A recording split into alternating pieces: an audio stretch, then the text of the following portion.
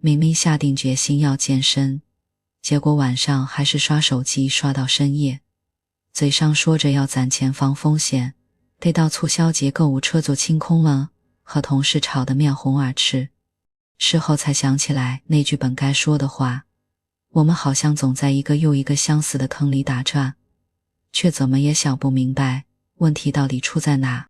今天我们要聊的这本书就是帮你跳出这个循环的神器，费达利欧的原则。听起来像本投资大佬写的书，但它真不是教你炒股的秘籍，它更像是一列通往智慧的人生列车，能把你带到一个完全不同的境地。系好安全带，我们发车了。原则可不是什么心灵鸡汤，也不是成功学教程，它是一套达利欧用40年的摸爬滚打实实在在摔出来的决策工具箱。你想想，他可是管理着1500亿美金的桥水基金创始人，但他没讲什么一夜暴富的法子，反而老是强调一句话：我之所以成功，不是因为我多聪明，而是因为我搞懂了如何不重复犯错。这本书的影响力，它被翻译成30多种语言，下载量突破300万次，连比尔盖茨都说，它改变了他对管理的理解。国内无数创业者把它当作团队必读书，更神奇的是，它影响的还不只是那些精英大咖，靠它理清了晋升路线。有妈妈用它的逻辑处理亲子矛盾，甚至有学生用它的5步流程导定了讨厌复习。为什么一本讲原则的书？因为它戳中了我们普通人最痛的点。我们不是能力不够，而是缺少一套应对问题的固定逻辑。生活就像打牌，你没法决定拿到什么牌，但你可以决定怎么打，而原则就是你的出牌策略。对咱们普通人来说，读懂原则至少能让你收获3样东西。达利欧的每个原则，那都是带着血的教训写下来的。他26岁时因为误判市场差点破产，这才悟出别把愿望和事实混为一谈。后来管理团队内耗严重，才狠下心推行通饭的理论，而是前人实实在在摔过的坑，你看了就能绕着走。以后你再也不用为了要不要辞职，该不该道歉纠结半天了。书里的5步流程，加上可信度加权的方法，能帮你把一个大问题拆解成一步步可操作的小事。就像有人说的，读完这本书做决策，感觉大脑装了个快捷键。B3，帮你处好关系。无论是职场上的意见分歧，还是家庭里的鸡毛蒜皮，达利欧的极度求真和创意择优，核心思想都在教你尊重事实。比如跟同事有分歧，别光想着反驳，先问问他的逻辑有没有合理的地方，这不是妥协，而是让大家更快达成共识。也许你会说，我又不想当老板。其实啊，原则不是什么管理技巧，它就是咱们生活的常识。我分享这些不是为了让你成为我，而是让你成为更清醒的自己。那么这些原则到底是从哪儿来的呢？不是达利欧凭空想象的，而是他一次次摔跟头爬起来，从亲身经历里一点点长出来的。接下来咱们就一起看看他是怎么从一个普通家庭的孩子，靠着这些原则建立起千亿帝国的。他又踩过哪些坑，又是怎么把那些坑变成了藏宝图的。瑞达利欧的人生就像一场在错误中挖矿的冒险，他可不是什么天生的人生赢家，甚至一度因为连续踩坑差点彻底出局。他就是能把每一次摔倒都变成一张藏宝图。这些从痛苦里一点点爬出来的经验，最终凝结成了原则里的核心逻辑。想要真正理解原则为什么有用，就得先看懂他是怎么一步步总结出这些原则的。1949年，达利欧出生在长岛的一个普通家庭，爸爸是爵士乐手。他不是那种传统意义上的好学生，机械记忆能力差得要命，连不喜欢被别人指挥。但他好奇心爆棚，总爱自己琢磨事情。他在高尔夫球场当球童，听那些有钱人聊股票，觉得赚钱好像挺容易的。于是他用攒下来的钱买了人生的第一只股票东北航空。理由很简单，这是当时唯一股价低于$5的股票。没想到这只濒临破产的股票后来被收购了，他的钱翻了2倍。这次好运让他迷上了炒股，但也埋下了第一个隐患。他误以为赚钱很容易，却没意识到自己只是撞了大运。高中时候，他成绩平平，却沉迷于研究企业财报。每期财和杂志附赠的世界500强报告，他都会一张张寄兴趣索要，最后家门口堆成了小山。他后来回忆说，当时他以为股市只会涨，因为大人们都说经济管理已经成了科学，为他后来遭遇的致命一击埋下了伏笔。1967年，达利欧大学主修金融学。那会儿美国经济动荡不安，越战，美元贬值，通胀飙升。他一边研究大宗商品期货，一边用自己的钱炒股。之前的好运是有时代背景的。1966年股市见顶之后，几乎所有他坚信的规律都失效了。最惨痛的教训发生仓了猪腩期货，结果连续几天跌停，眼睁睁看着钱蒸发。他形容当时每天早上开市，交易本上咔嗒啪嗒下降的数字，就像在敲他的脑袋。这次亏损让他第一次意识到，风险控制比赚钱更重要。他后来在书里写道，交易就像跟电打交道，你可能会被电击。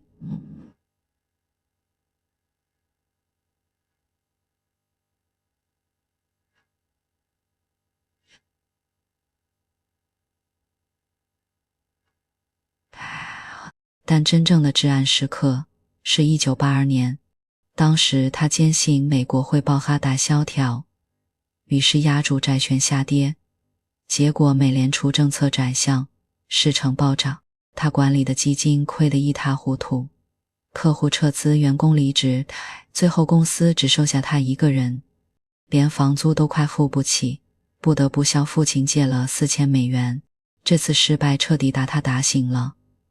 我之前总觉得自己知道答案，但事实是我根本不知道自己不知道什么。正是这次金无归零的经历，让他总结出第一个核心原则，比起坚信自己正确，更重要的是找到能质疑自己的人。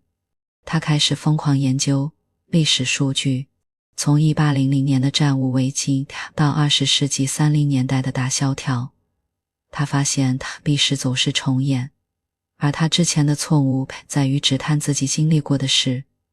这让他明白，想要不重复犯错，就得先承认自己的经验是有限的。1982年的惨败后，达利欧没有放弃，而是带着仅剩的2名员工重建桥水。这次他学乖了，把原则一条条写下来，每次做决策前，每次犯错后，就把错在哪里，如何避免，通通记下来。比如他发现分散投资能降低风险，但怎么才算有效分散呢？通过研究，他总结出投资的圣杯，如果能找到15到20个互不相关的回报来源，就能在降低风险的同时保持收益。这后来成了桥水全天候策略的核心逻辑。更关键的是，他开始用计算机系统化这些原则。20世纪80年代，个人电脑才刚出现，他就把决策标准写成代码，当机器处理数据。人脑会情绪化，会遗忘，但计算机不会。他甚至开玩笑说，给每个客户送了一台仪器机，让他们看看系统化决策有多厉害。但管理上的挑战接踵而至。1993年，他的核心团队给他写了一封备忘录，直言他的沟通方式让大家觉得被贬低、被忽视。这让他意识到原则不仅适用于决策。他开始记录如何与人合作的原则，比如把分歧摆到桌面上，用可信度加权做决策，这些后来成了他工作原则的雏形。这段经历让他明白，原则不是零散的金句，而是一套能落地的操作系统。就像他说的，我不再靠感觉做事，而是靠逻辑。把原则变成可重测的步骤，任何人都能照着做到。2000年，桥水管理的资产超过320亿美元，员工从几个人扩张到上百人。如何让原则在一个大团队里落地？他的解法是极度透明，所有会议录音，用棒球卡记录每个人的优缺点，比如擅长战略，但忽视细节，这样能帮助匹配档位，甚至开发了痛苦按钮，让大家随时记录遇到了问题，倒逼团队解决。2008年金融危机是对他原则的终极考验，当时几乎所有机构都看好市场，他却通过数据发现债务泡沫即将破裂。他带着研究报告拜访美联储和财政部，有人嘲笑他危言耸听。最终，桥水在2008年赚了 14%， 而很多基金亏损超过 30%。 这次成功印证了他的原则真相，虽然不受欢迎，但能救命。但他没止步于此，反而反思，如果我不在了，桥水还能这么做吗？于是他开始推动去中心化，让团队用原则而非老板指令做决策。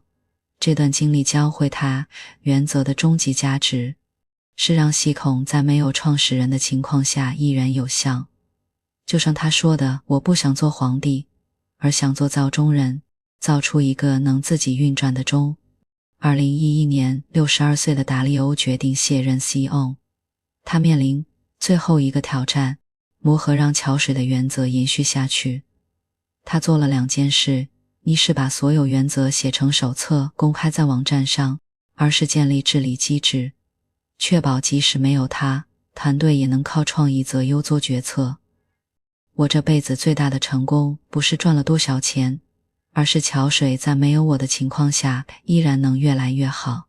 回望一生，他总结说，原则的本质就是因果关系的总结，就像苹果落地能总结出万有引力一样，他从无数次的成功和失败中总结出如何应对现实，如何与人合作的规律。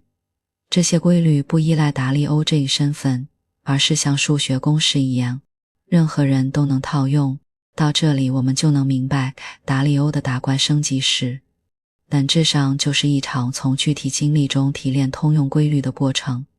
他的原则不是凭空而的智慧，而是从筛坑、反思、总结、验证中一点点磨出来的。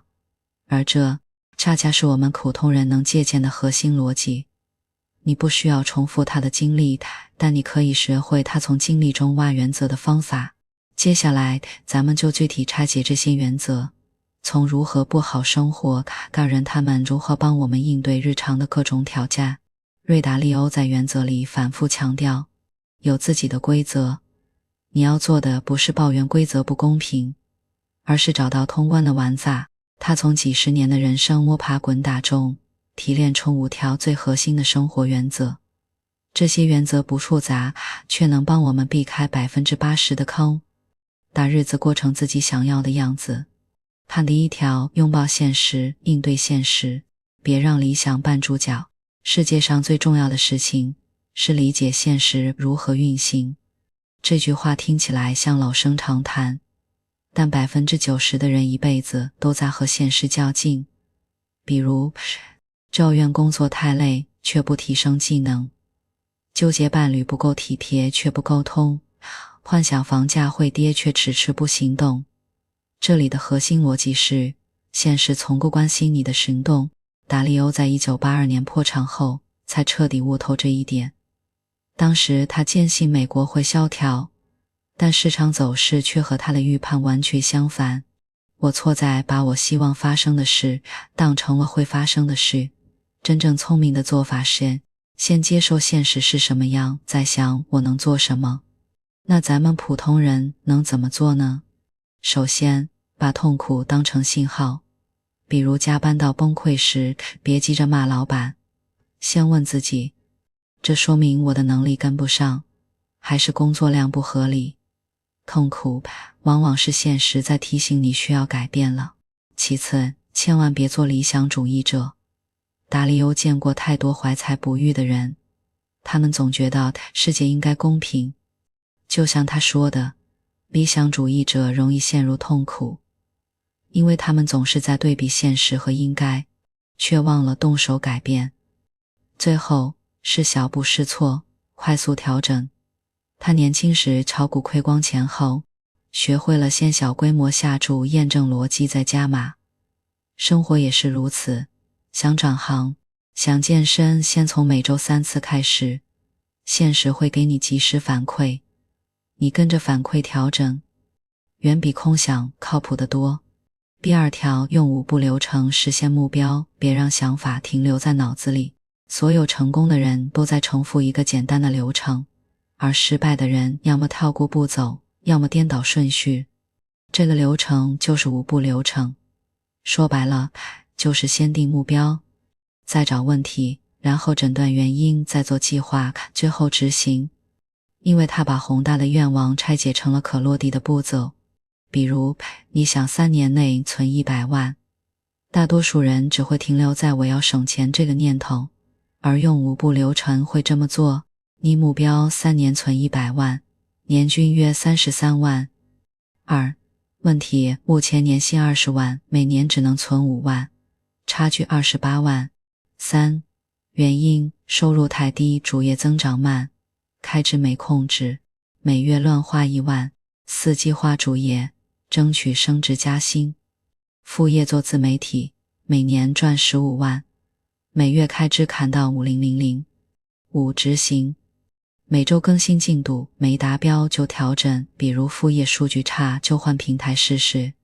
另外，达利欧还提醒我们，目标是我能做到的事，比如30岁前晋升经理，欲望是我想要但没路径的事。分不清的人容易在第一步就跑偏。问题要精准打击。问题是，我每天通勤3小时，没时间陪孩子。我月光是因为总买不需要的东西。越具体的问题，越容易解决。执行时盯系统，不盯结果。比如减肥，别天天称体重，而要盯每天吃了多少，动了多久。系统对了，结果是自然的事。第3条，做到头脑极度开放，别让自我挡住真相。达利欧说，影响人做出好决策的最大障碍是自我意识和思维盲点。简单说就是，他把自己当回事，这是自我意识看不到自己的局限，这是思维盲点。比如，有人坚信中医无效，有人总觉得自己的方案最好，听不进团队的建议。那么为什么极度开放很重要？那是因为你一个人的视角永远是有限的。达利欧在桥水推行可信度加权决策，比如讨论投资时，让有10年经验的分析师多发言，新人少插嘴，不是看职位高低，而是看谁更可能对。这里达利欧说，普通人能练3个方法，遇到分歧，先问对方为什么这么想。比如和伴侣吵架时，先认真听完。你觉得我忽略你，是因为上周答应陪你看电影，却忘了，对吗？很多矛盾都源于没听懂对方的话。2. 承认，我不知道。达利欧年轻时总爱说我肯定对，后来发现说我不知道，反而能听到更多有用的信息。比如你不懂理财，别装专家，大方请教。你是怎么选基金的？他避免打断别人。聊天时强迫自己先听对方说2分钟不插嘴，这能帮你戒掉急着证明自己对的毛病。第4条，理解人与人大不同，别用自己的尺子测量别人。达利欧花了几十年研究人为什么不一样，最后发现大脑构造不同决定了思维和行为模式的不同。比如有人天生关注细节，适合做会计；有人擅长想大事；有人靠逻辑做决策；有人凭直觉判断。没有对错，只有匹配。正是我们总用自己的标准去要求别人。比如细节控的老板总骂创意型员工不靠谱，理性派的妻子总嫌感性派的丈夫太情绪化。达利欧说，这就像强迫鱼爬树，不仅徒劳，还会毁掉关系。那么怎么利用人与人之间的不同，让生活更好呢？达利欧说了3点。第一，识别自己的天赋区，比如你天生对数字敏感，就别逼自己做需要大量社交的工作。你喜欢自由，就别选朝9晚5打卡的档位。达利欧说，在天赋区做事，你会觉得轻松且高效，在盲区做事就会痛苦且低效。而找互补的人合作。桥水有个分析师创意超强，但总丢3落4。达利欧没开除他，而是配了个细节控的助理，生活中比以前高3倍。生活中也一样，你不擅长理财，就找个会理财的朋友帮你把关。你拖延症犯了，就找个行动派监督你。3，别纠结别人为什么和你不一样。比如你喜欢攒钱，朋友喜欢月光，没必要说服对方。接受世界本来就多元，关系会更轻松。第5条，学习如何有效决策，别让情绪替你做选择。达利欧把决策比作压注，这么做会有什么结果？高手和普通人的区别是，高手会算概率，会想这么做成功的可能性有多大。普通人只凭感觉，只是觉得我想这么做。达利欧的决策公式是预期价值等成功概率成功的收益，失败概率失败的损失。比如要不要辞职创业，成功概率 30%， 成功后每年多赚50万，失败概率 70%， 失败后他能半年没收入，损失10万。预期价值等 5070 时等于8万。预期价值是正数，值得一试，其实也就是我们常说的期望值为正。然后达利欧还说了3个普通人能落地的决策技巧，别追求完美决策。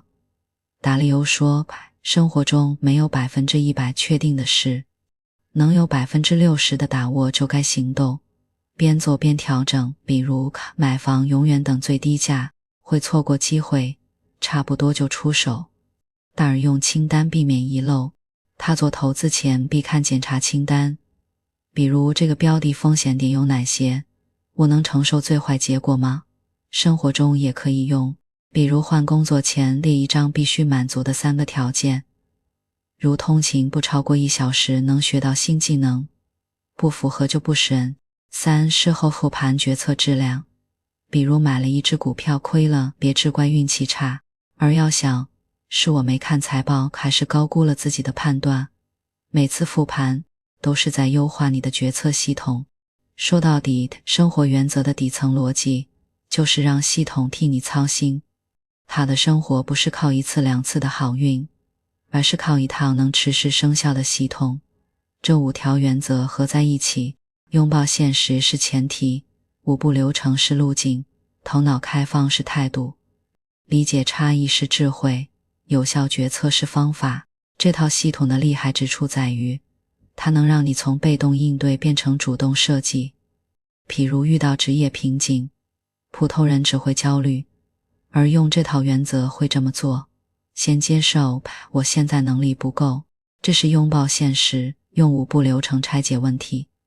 找信任的人请教这事，保持头脑开放，根据自己的性格选，这是有效决策险，这是有效决策。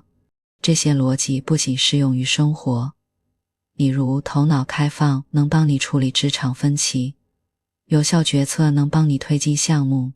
咱们就来看看这些原则如何在工作中落地，让你不仅能过好生活，还能做好事情。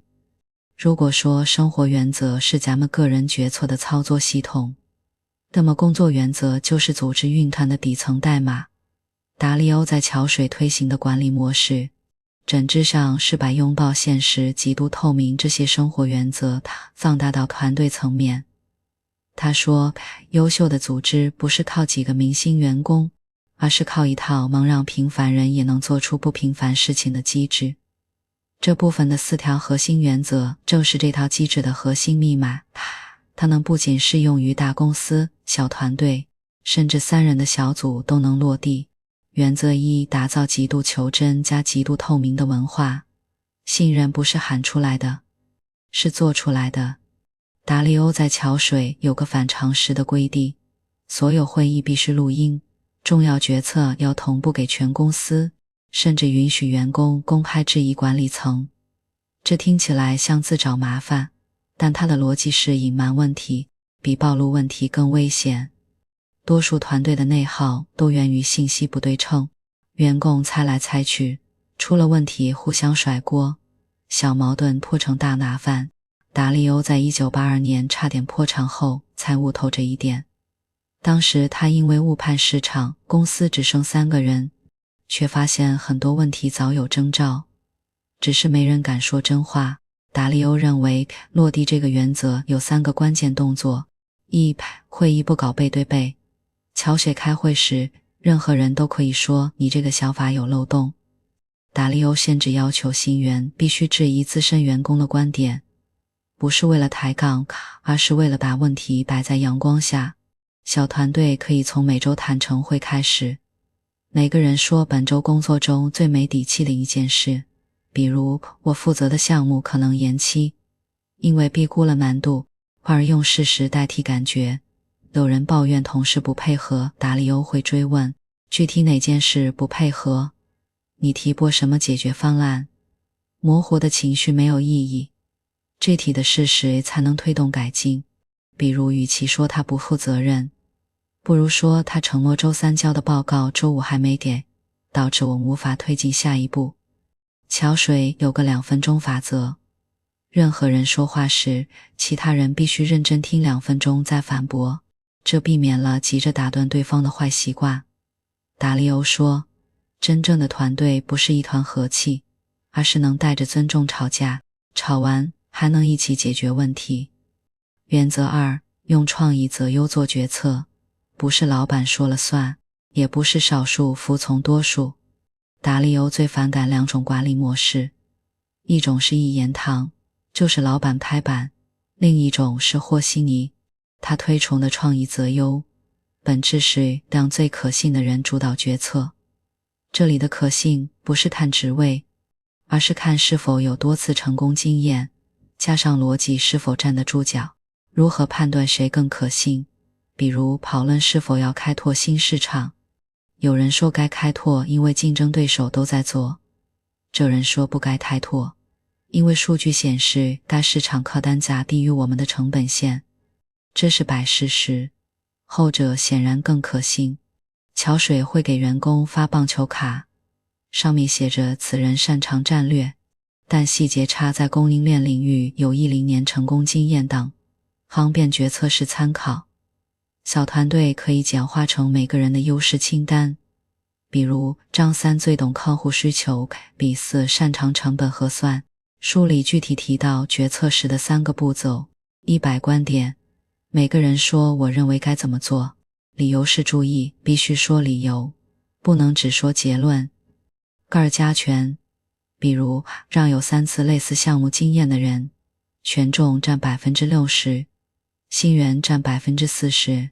3，如果分期待，就用可信度高的人的意见推进，同时记录反对者的理由，万一错了还能回头复盘。创意择优的关键是尊重事实胜过尊重权威，他自己则多次被团队说服。比如2008年金融危机前，他坚持市场会反弹，但数据分析师用100年的经济周期数据反驳他。最后，团队采纳了分析师的建议，避开了巨额亏损。原则3，比找牛人更重要的是把人放对地方。我这辈子最大的教训是用人不当的代价比没找到牛人还大。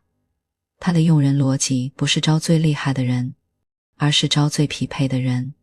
3条识人标准按优先级排序，首先是价值观匹配，比如桥水推崇极度透明。如果有人觉得他会说真话，会得罪人，哪怕能力再强也留不住。达利欧说，就像齿轮卡进了错误的机器，早晚会把系统搞崩。其次是能力匹配，而是能解决具体问题。比如招销售，有人名校毕业但不敢打电话，有人没学历却能搞定难缠客户，后者更有价值。最后是潜力，看是否有反思能力。你过去最大的失败是什么？如果重来一次，你会改哪个环节？答不出具体改进动作的人，往往停留在抱怨环境的层面，潜力有限。那么如何把人放对地方？达利欧的答案是用互补性组队。比如创意强但拖延的人配细节控且执行力强的人，比两个全能型选手更高效。桥水有个分析师写报告时逻辑混乱，但总能发现数据异常，后来让他专门做风险预警。这需要注意的是，允许试错，但不允许一错再错。新人犯错时，达利欧会问，是能力不足还是没搞懂规则？前者可以培训。好说宽容错误，但绝不宽容不反思错误的人。原则4，把团队打造成机器，让系统替你操心，而不是靠盯人。优秀的管理者不是救火队员，而是机器设计师。这里的机器指的是流程加工具加文化的组合，它能自动运转，哪怕你不在场，团队也能把事做好。那么如何设计这台机器？一、流程要傻瓜化。桥水有个问题日志，任何员工发现问题都要记录，什么时候解决。小团队可以简化成每周清单，比如客户投诉必须24小时内响应，报销单要附明细。明确的规则能减少 90% 的扯皮。达利欧开发了集点器 App， 员工可以给同事的表现打分，比如沟通清晰度、执行力。数据会自动汇总成绩效画像，普通人可以用 Excel 做个简易版，比如每月让团队成员互评3个优点，加一个待改进项，避免凭印象评价人。3、文化要落地，不是挂在墙上的口号，比如桥水的极度透明，具体到开会不迟到做错事要道歉。这些小事比团结奋斗之类的空话更有力量。这里有个关键提醒，机器不是僵化的代名词。达利欧说，就像手机系统需要更新，你的团队规则也要定期优化。比如发现每周例会太耗时，就改成只讨论上周没解决的问题。发现某个流程没人坚守，就追问是太复杂了，还是没必要存在。总而言之，工作原则的底层逻辑就是设计系统，而且让系统进化的比人更可靠。达利欧反复强调，我不相信英雄领导，因为再厉害的人也会累会犯错。工作原则的核心就是通过极度透明、烫一则优系统化管理，让团队摆脱对某个人的依赖。你不需要成为达利欧，只需学会把每次成功经验变成流程，把每次失败教训变成规则。伟大的公司不是靠1-2个人撑起来的，而是靠一套让普通人也能做出卓越事的机制。达利欧在书的最后一页写下一句话，不是让你模仿，而是让你思考你自己的原则是什么。这句话戳中了原则最核心的价值，它不是一本标准答案手册，让你照见自己该如何活得清醒，活得自主。很多人读完书会陷入一个误区，把达利欧的原则当成圣旨，比如照搬极度透明去和家人吵架，用可信度加权去要求朋友妥协。但你要知道，桥水的极度透明能行得通，是因为那里的人都认同事实比面子重要，而家庭关系的核心是情感连结，太硬核的透明可能会伤了感情。达利欧自己也说，原则就像鞋子，合不合脚只有你自己知道。那么为什么你的原则比他的更重要？因为生活不是一场标准化考试，没有统一的评分标准。达利欧的原则源于他40年对冲基金的实战经验，他要解决的是如何管理千亿资产，而你的生活难题，它能是如何平衡工作与陪孩子，如何跟价值观不同的同事合作。这些问题的答案藏在你的经历里，不在他的书里。就像达利欧反复强调的，而是从痛苦中长出来的。他26岁破产时总结出不要混淆愿望和事实，40多岁因团队内耗悟出极度透明能减少内耗，致躯体的摔跤、反思、调整。你不必重复他的经历，但你必须从自己的经历中挖矿。你会形成如何筛选信任的人的原则。职场踩坑后，你会总结出如何保护自己的边界的原则。建立自己的原则其实很简单，达利欧的方法是记录、提炼、迭代。拿一个本子，每次遇到纠结的事，比如同事答应帮忙却没做到，再写我想要什么，比如跑跑的合作，最后总结下次该怎么做，比如重要的事提前确认截止时间。刚开始可能很生硬，但3个月后你会发现，遇到类似情况，直接套用自己的原则就行。这就是把经验变成能力的过程。有人可能会说，没那么多惊天动地的经历，哪来的原则？但你要知道，达利欧连开会录音、睡前复盘这种小事都能变成原则。你为什么不能每天通勤时想清楚哪些事可以顺路做，节省时间？这是生活原则。和伴侣吵架后总结，先冷静10分钟再沟通。这些细碎的原则就像拼图，拼起来就是你的人生操作系统。最后想说，达利欧的伟大不在于他总结了多少原则，而在于他证明了普通人也能靠这套方法活得清醒。他不是天才，只是比别人更认真地对待自己的每一次摔跤，把摔过的坑变成路标，把流过的汗变成地图。现在合上书，每经一次让你痛苦或庆幸的事是什么？从这件事里，你能提炼出一条属于自己的原则吗？把它写下来，这就是你走向自主人生的第一步。记住，世界上最厉害的原则永远是你为自己量身定做的那一套。恭喜你，又看完了一本书。